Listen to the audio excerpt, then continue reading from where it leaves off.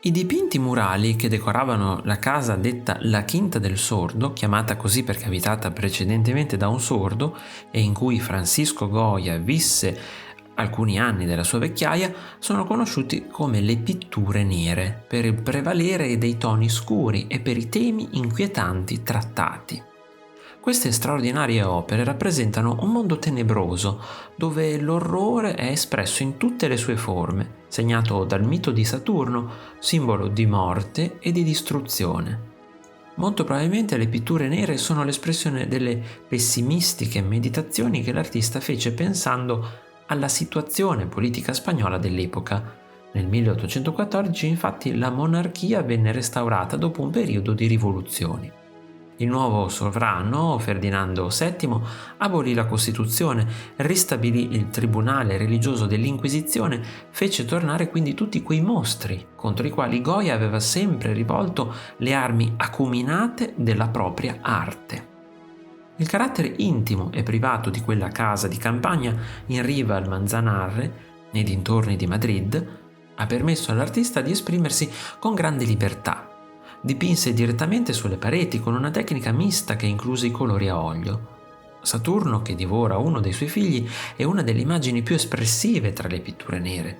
Questo dio mitologico esprime in termini da incubo la cieca bestialità del potere che teme l'usurpazione da parte di altri. Saturno, infatti, secondo la leggenda, mangiava i propri figli al momento della nascita perché gli era stato profetizzato che uno di essi lo avrebbe spodestato. L'artista prese forse ispirazione da un'opera del pittore Rubens, Saturno che divora suo figlio. Ma a differenza dell'opera più convenzionale di Rubens, qui Goya ruppe completamente con i canoni estetici dell'epoca.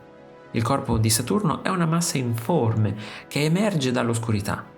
Gli occhi e la bocca orrendamente spalancati, mentre tra le mani stringe il piccolo corpo senza testa di uno dei suoi figli.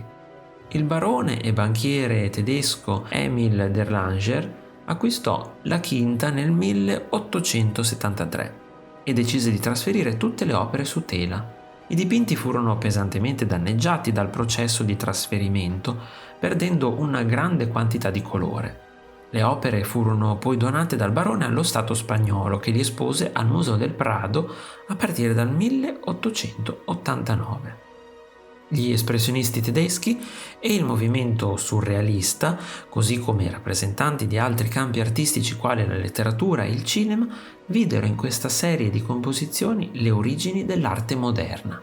Goya, invecchiato e isolato nel proprio mondo, è uno dei pochi artisti della sua epoca che creò in assoluta libertà. Se il video ti è piaciuto, metti un bel like, lasciami un commento, condividilo con i tuoi amici. Ricordati inoltre di iscriverti al canale e di cliccare sulla campanella per non perderti i nuovi video. Ciao!